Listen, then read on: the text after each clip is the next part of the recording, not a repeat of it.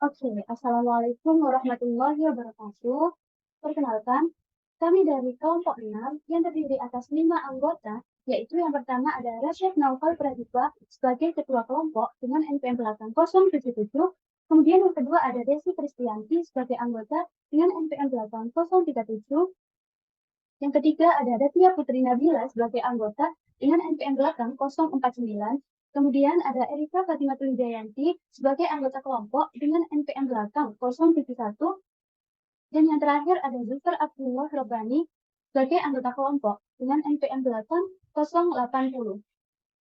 Nah, kali ini kami akan mempresentasikan hasil kerja kelompok kami yang berjudul Penentuan Rute Penyaluran Bansos untuk warga terdampak banjir, Kecamatan Cerme, Kabupaten Gresik menggunakan algoritma Dijkstra.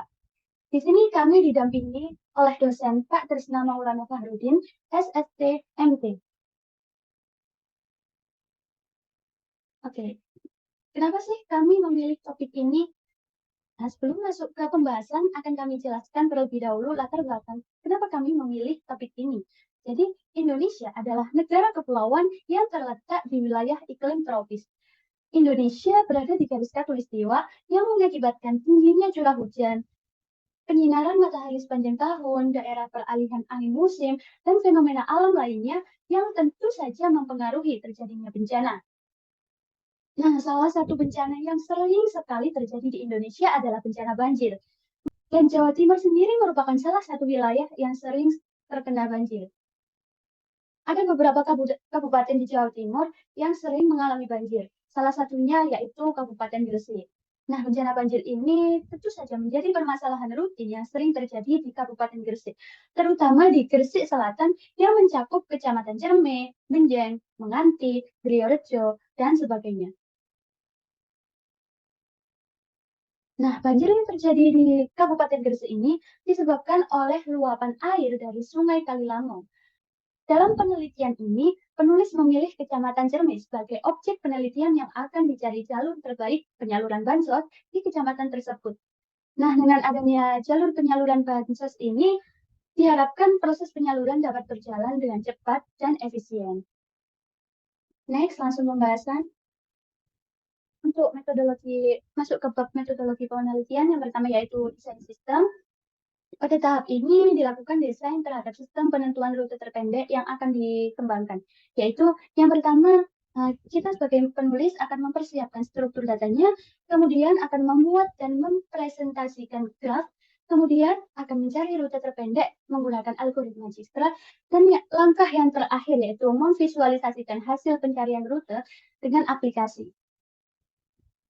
Nah, untuk struktur datanya, yang digunakan dalam metode penelitian ini merupakan struktur data graf yang terdiri dari node dan garis penghubung.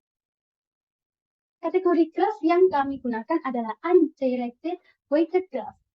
Graf akan dibuat berdasarkan representasi dari peta berikut.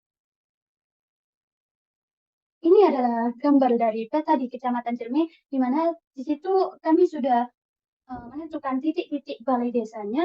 Ada sekitar 25 desa yang sudah kami tandai titik-titik balai desanya tersebut.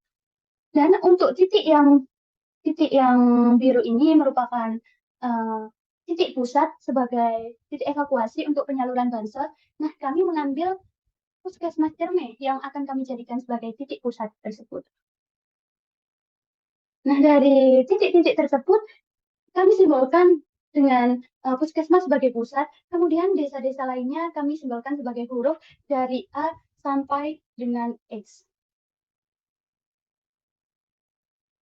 Gambar ini merupakan gambar graf representasi dari Kecamatan Cerme yang sudah kami beri jarak juga setiap rutenya, sehingga nanti akan memudahkan kami untuk memvisualisasikan graf.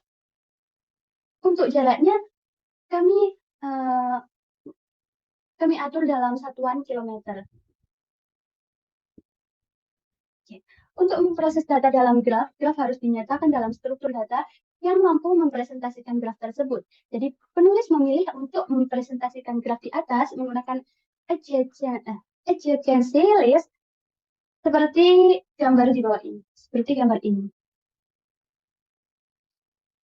Nah, adjacency list di atas akan digunakan sebagai input untuk memvisualisasikan graf, serta menjadi acuan untuk mencari rute terpendek pada kode script. Akan saya tunjukkan representasi grafnya tersebut. Jadi, ini, kami sudah membuat kode script yang mempresentasikan graf-graf tersebut. Jadi, di sini ada pusat. Pusat ini rutenya bisa menuju ke A dan juga ke S. Di sini W sebagai rute tujuan, kemudian V sebagai rute tujuan, dan W sebagai jaraknya. Untuk titik-titik lainnya sama seperti titik pusat, tinggal menentukan saja titik mana yang bisa dilalui, yang bisa dilewati oleh rute tersebut. Ditambahkan juga dengan jaraknya juga ya. Next. Kemudian, alur penentuan rute terpendek dengan algoritma Dijkstra. Proses perhitungan dan penentuan jarak dimulai dari penerimaan input berupa titik pusat dan titik tujuan. Kemudian, sistem lanjut ke proses pencarian titik terdekat dan perhitungan jarak antar titik, sehingga sampai ke titik tujuan. Alur proses digambarkan dalam bentuk flowchart berikut ini. Yang pertama yaitu start, kemudian input titik pusat dan titik tujuannya, kemudian menentukan jaraknya antar titik, kemudian mengeliminasi titik dengan jarak lebih besar, kemudian masuk ke step selanjutnya mencari titik berikutnya dengan jarak terdekat ke titik pusat. Next, menemukan jalur terpendek dengan algoritma Dijkstra. Kemudian, apakah ada titik lainnya atau tidak? Jika ada, maka akan kembali ke step sebelumnya, yaitu mencari titik berikutnya dengan jarak terdekat ke titik pusat. Namun jika tidak ada, maka dilanjutkan oleh step selanjutnya, yaitu menampilkan rute dan total jarak. Kemudian selesai. Nah, berikut ini adalah kode script dari algoritma Dijkstra untuk menemukan rute terpendek dari setiap titik. Yang pertama yaitu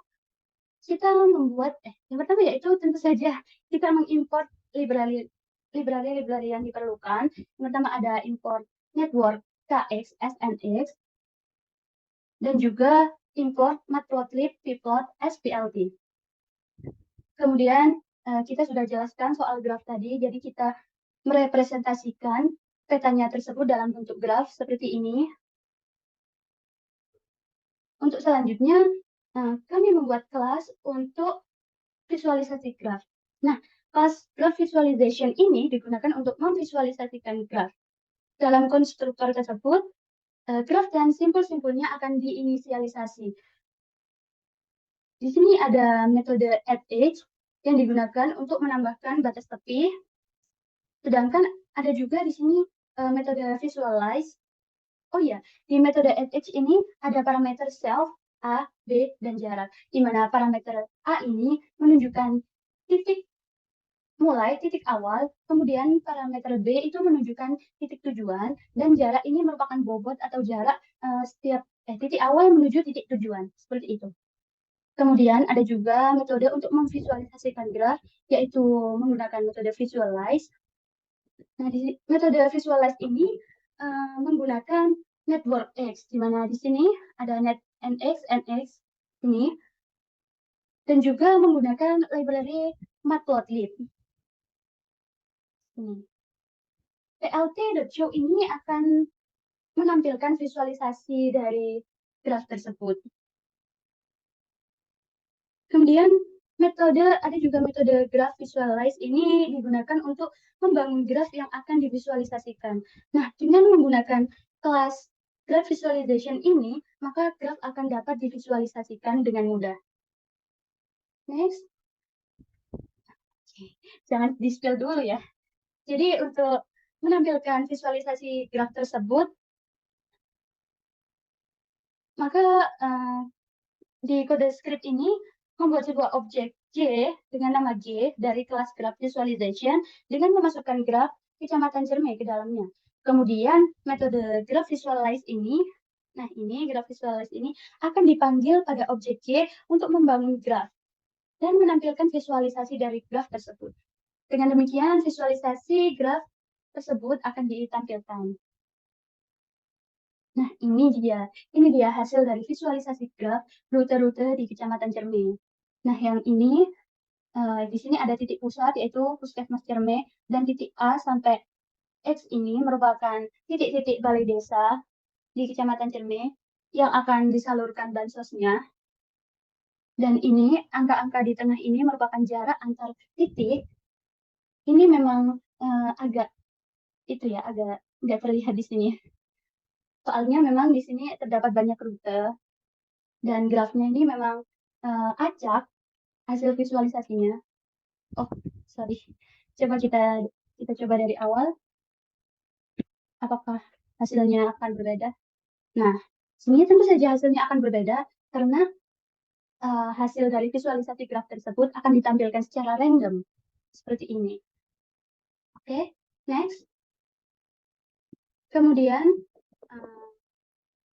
setelah divisualisasikan semua grafnya, kita masuk ke step selanjutnya, yaitu fungsi untuk mendapatkan bobot jarak.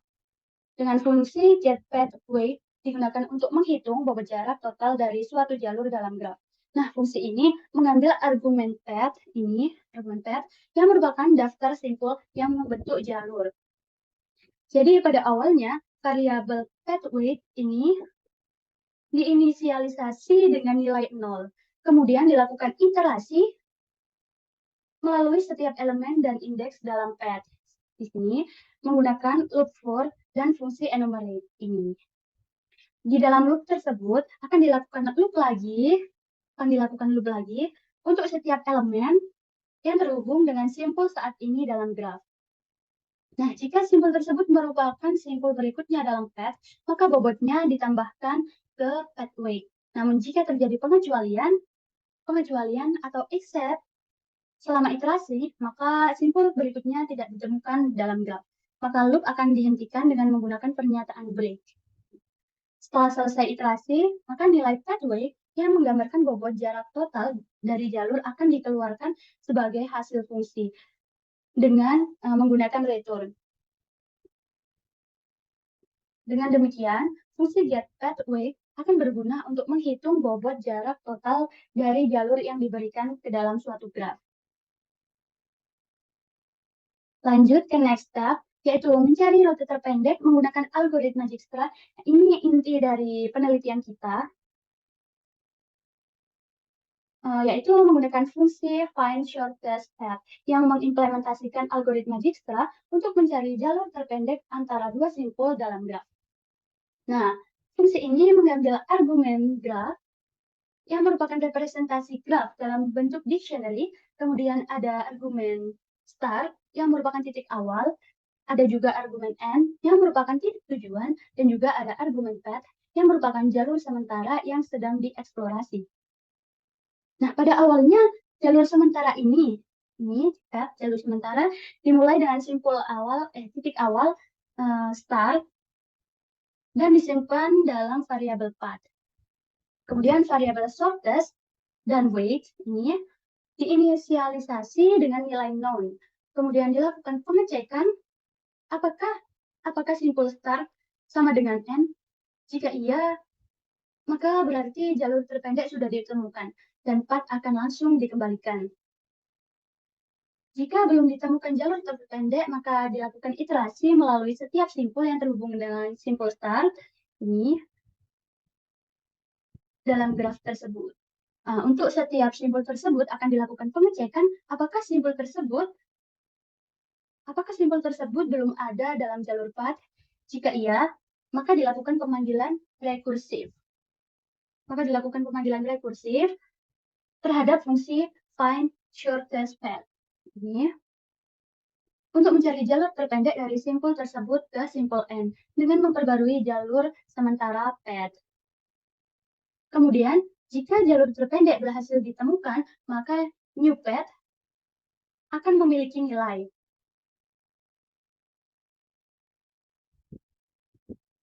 Dilakukan perhitungan bobot jarak total dari jalur tersebut menggunakan fungsi getPathWeight dan hasilnya akan disimpan dalam variabel new weight. Ya, ini salah ya. Ini tipe new weight harusnya. Selanjutnya akan dilakukan pengecekan apakah weight masih kosong, atau jika new weight lebih kecil dari weight. Jika iya, maka jalur terpendek dan bobotnya akan diperbarui dengan jalur new path dan new weight. Setelah selesai iterasi, maka jalur terpendek yang telah ditemukan akan disimpan dalam variabel short dan dikembalikan dengan fungsi return. Maka akan ditemukan jalur terpendek antara dua simpul dalam graf tersebut.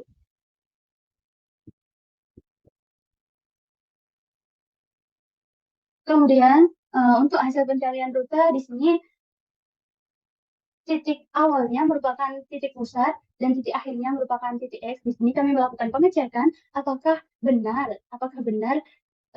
dari titik awal hingga titik tujuan itu ditemukan rute terpendeknya. Sini ada hasilnya menghasilkan seperti ini. Jadi dari titik pusat ke titik X akan melewati titik S dan titik V dengan jarak 7 km. Mari kita cek di petanya. Ini kita cek dulu dari titik pusat ini ya sampai ke titik X. Apakah benar jalur terpendeknya melalui titik S ke V? Jadi ini titik S, kemudian ini titik V. Jika dijumlahkan ini 1, kemudian 0,2, 0,4, 1,4, 1, 2, dan 1 km dijumlahkan jadi 7. Kemudian untuk menampilkan visualisasi hasil dari pencarian rute terpendek tersebut menggunakan metode visualize ini,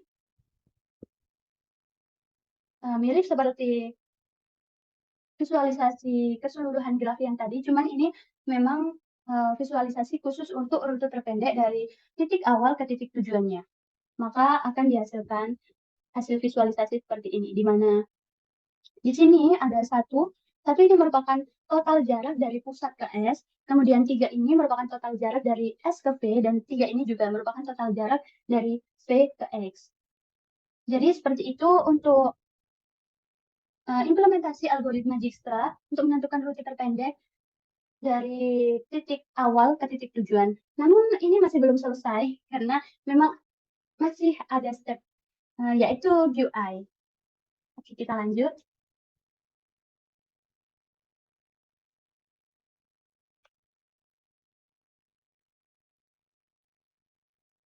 Nah, ini ada alur visualisasi hasil rute terpendek dengan aplikasi. Ini merupakan flowchart dari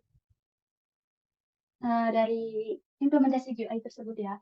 Yang pertama yaitu ada start, kemudian masuk ke step selanjutnya membuat jendela utama, kemudian membuat fungsi untuk mencari rute terdekat, kemudian memasukkan titik awal dan titik akhir. Jadi apakah titik awal dan titik akhir itu sama? Jika iya, maka kita harus memasukkan nilai berbeda. Jadi kita kembali lagi ke step sebelumnya, yaitu memasukkan titik awal dan titik akhir. Nah, jika titik awal dan titik akhir itu berbeda, maka akan dibuat subgraf dari rute terdekat tersebut. Kemudian ada menampilkan visualisasi graf dari rute terdekat tersebut, maka akan ditampilkan pop-up dengan informasi rute terdekat, jarak, dan visualisasi graf. Kemudian ada membaca data peta dan membuat graf. Ada juga masuk ke step selanjutnya yaitu membuat label dan drop down untuk titik awal dan titik akhir. Kemudian ada membuat tombol cari rute terdekat. Masuk ke step selanjutnya menampilkan peta, kemudian finish. Selesai. Kita lihat kode skripnya. Nah, di sini merupakan kode skrip dari GUI tersebut. Yang pertama, kita harus mengimport, tentu saja kita harus mengimport library yang digunakan. Yang pertama ada import tkinter. Nah, dari tkinter ini kita bisa mengimport lagi tk, message code, tk, dan lain-lain. Kemudian ada juga import network kx, snx. Kemudian import matplotlib.pplot, splt. Dan juga import figure canvas tk.agg. Untuk step yang awal sesuai dengan flowchart, maka oh ya, sebelumnya akan saya jelaskan dulu ya fungsi dari library tersebut. Yang pertama, tkinter itu digunakan untuk membuat antarmuka grafis pengguna. Kemudian message box akan digunakan untuk menampilkan pesan dalam pop-up. Kemudian ada ttk digunakan untuk membuat komponen GUI seperti label, tombol, dan drop-down. Kemudian ada network kx digunakan untuk pemrosesan graf dan algoritma Dijkstra. Ada juga matplotlib yang digunakan untuk memvisualisasikan graf. Oke, lanjut ke step berikutnya. Yang pertama yaitu membuat jendela utama dengan judul rute terdekat. Nah, di sini membuat objek TK Inter menggunakan tk.tk memberikan judul pada jendela tersebut menggunakan metode titel dengan judul yaitu rute terdekat. Untuk step selanjutnya yaitu membuat fungsi untuk mencari rute tersebut, rute terdekat. Nah, fungsinya yaitu find shortest path. Dalam fungsi ini akan dijalankan ketika tombol cari rute terdekat ditekan. Untuk mendapatkan simpul awal dan simpul akhir yang dipilih oleh pengguna melalui drop-down menu. Nah, di fungsi ini juga akan memeriksa apakah simpul awal dan simpul akhir sama. Sini. Jika sama, maka akan ditampilkan pesan kesalahan, yaitu error. Maka titik awal dan titik akhir itu harus berbeda. Kemudian menggunakan algoritma Dijkstra dari library network KX untuk mencari rute terdekat dan jaraknya antara simpul awal dan simpul akhir. Ini menggunakan algoritma Dijkstra. Kemudian membuat subgraph. Ini juga membuat subgraph dari rute terdekat tersebut menggunakan graph subgraph.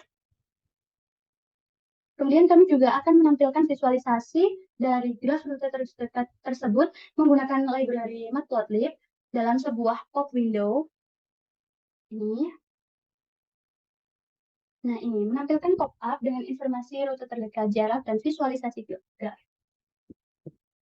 plt.close ini akan menutup plot utama. Kemudian lanjut ke step berikutnya yaitu membaca data peta ke dalam bentuk adjacency list dan membuat graf menggunakan library network KX. Di sini kami kami membuat objek graf menggunakan nx.graph dengan menambahkan sisi-sisi dan bobot jarak antar simpul ke dalam graf menggunakan graph.edge_h. Graph.add_h ya gitu. Jadi di sini dari yang sebelah sini, lurus ini merupakan titik awal, kemudian koma, titik tujuan, koma, jarak, seperti itu. Jadi memang ini titik awalnya adalah pusat menuju titik A, jaraknya 0,8. Kemudian pusat menuju titik S, jaraknya 1 km. Begitu juga seterusnya. Karena kita memang grafnya itu banyak ya, jadi memang akan banyak note yang diperlukan ya seperti ini. Panjang sekali dan tidak perlu saya baca satu persatu, seperti itu. Lanjut saja ke step berikutnya, yaitu membuat label dan drop-down menu untuk memilih titik awal dan titik akhir. Untuk membuat label ini menggunakan TTK label dengan teks titik awal, dan titik akhir. Kemudian membuat drop-down menu menggunakan TTK combo box dengan opsi nilai yang diambil dari simpul dalam graf. Kemudian mengatur juga lebar drop-down menu menggunakan atribut width. Ininya. Kemudian menggunakan grid. Kemudian menggunakan grid untuk menentukan posisi label dan drop-down menu ke dalam jendela utama. Oke, next. Next yaitu membuat tombol cari rute terdekat. Ya.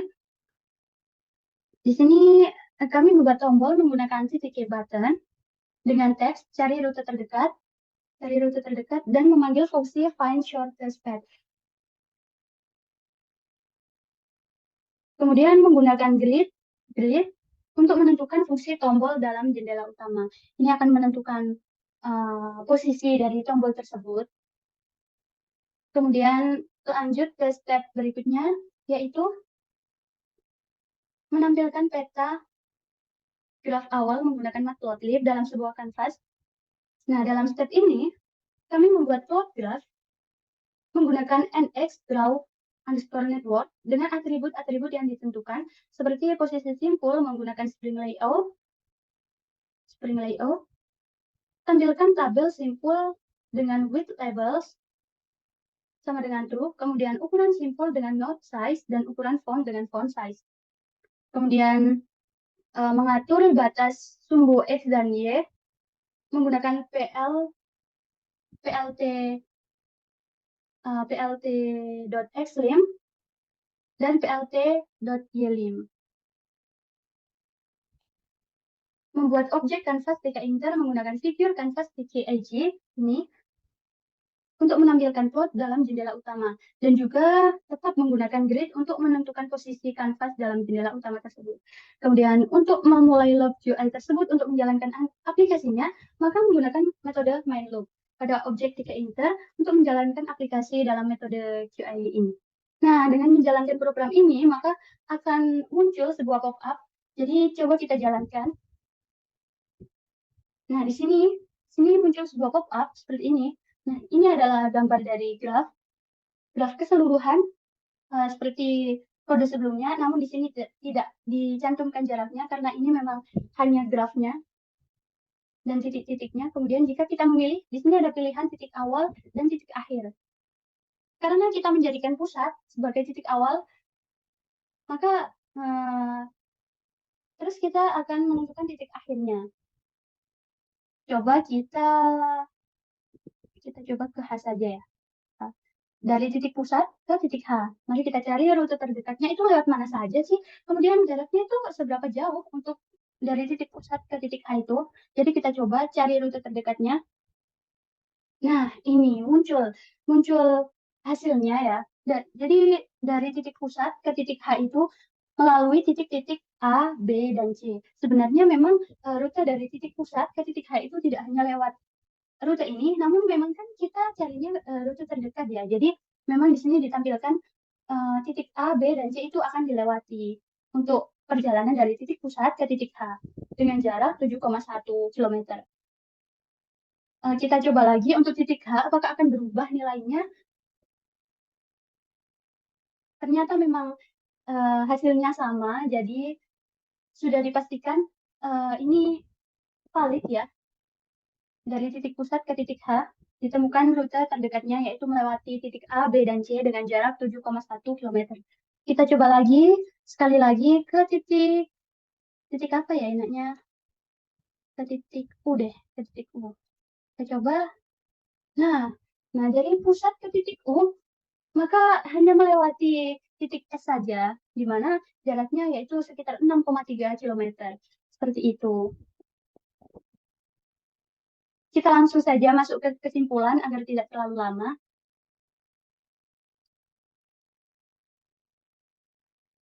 Oke, kesimpulannya